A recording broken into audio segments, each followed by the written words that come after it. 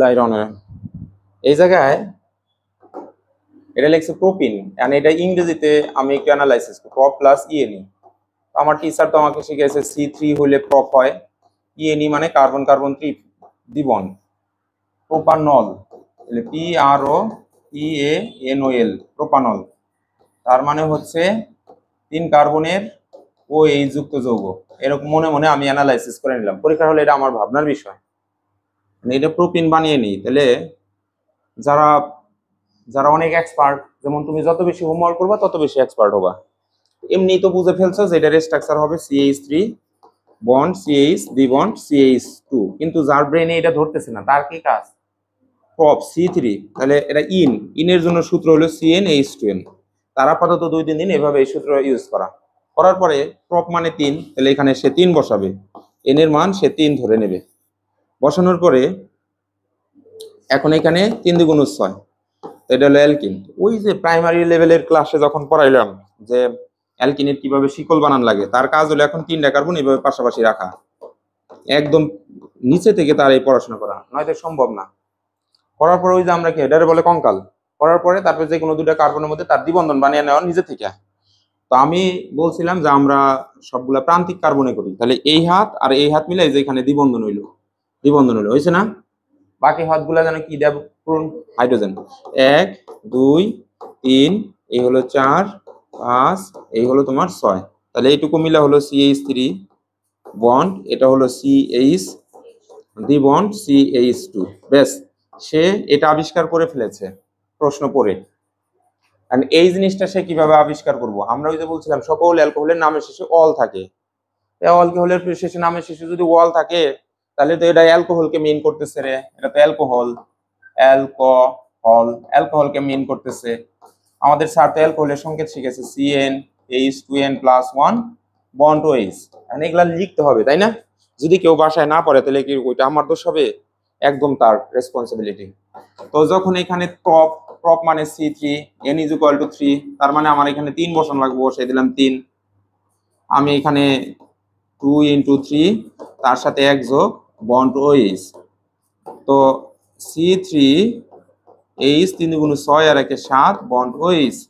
এখন ওই যে যদি ব্রেনে কাজ না করে তার কারণেও কি 3টা কার্বন সে এরকম ভাবে লিখবে, লেখার পরে হাতগুলো এরকম দেখাবে, 4টা করে হাত দেখাবে। এইটুকুর স্ট্রাকচার হলো এইটুকু কই যাবো, এইটুকু পাশে দাঁড়িয়ে থাকবে, ঠিক আছে? এখন এইটাকে এইচ দিব, এটা এইচ দিব, এটা এইচ দিব, এইচ, তাহলে এটা মিলা হলো CH3 বন্ড CH2 বন্ড, ওই যে CH2 বন্ড হলো OH। তার মানে বোঝা যাইতেছে আমার পরীক্ষায় এটা প্রোপানল তৈরি, অর্থাৎ এইটা থেকে এটা তৈরি করবার কইছে। তো অ্যালকিন থেকে যদি অ্যালকোহল বানান লাগে, ওই যে রুল শিখাইলাম RULE রুল, এখানে লিখলাম ALKENE, অ্যালকিন প্লাস তার মধ্যে পানি, তার মধ্যে H3PO4 প্রভাবক, 300°C তাপমাত্রা, 60 অ্যাটম প্রেসার, হবে হলো অ্যালকোহল। এখন বলতে পারো হ্যালো স্যার, আমার তো এত কিছু মনে থাকে না। মনে রাখার দায়িত্ব সৃষ্টিকর্তা অর্থাৎ আল্লাহর। তুমি যদি অন্য ধর্মের হও সেই হিসেবে সৃষ্টিকর্তার, তোমার জাস্ট নিজে থেকে চেষ্টা করা লাগবে। তুমি চেষ্টা করবা না, তুমি কোনদিন মনে রাখতে পারবা? আল্লাহ এমনি তোমার ব্রেন এগুলা দিয়ে দিব? অসম্ভব। তুমি চেষ্টা করো, তুমি ভুলে যাবা, ঠিক আছে? পরে রিভিশনে গেলে দেখবে একদম খুব ভালোভাবে মনে পড়তেছে। তুমি যদি চেষ্টাই না করো, জীবনেও মাথায় এগুলো ঢুকবেও না, জীবনে পারবাও না, ঠিক আছে? আমার কথা এটা মাথায় রাখবা। তাহলে এই সূত্রটা এখন থিঙ্কিং করে এখন প্রশ্নের উত্তর দিল, এই সবগুলো আমি চিন্তা করলাম। চিন্তা করার পরে এখন পরীক্ষার হলে এটা ধরো 2 মার্কের জন্য আছে, তাহলে বর্ণনা হবে এরকম ভাবে। প্রথমে এই গ্লাস করলাম, তাহলে এইটা থেকে এটা বানানো লাগবে না?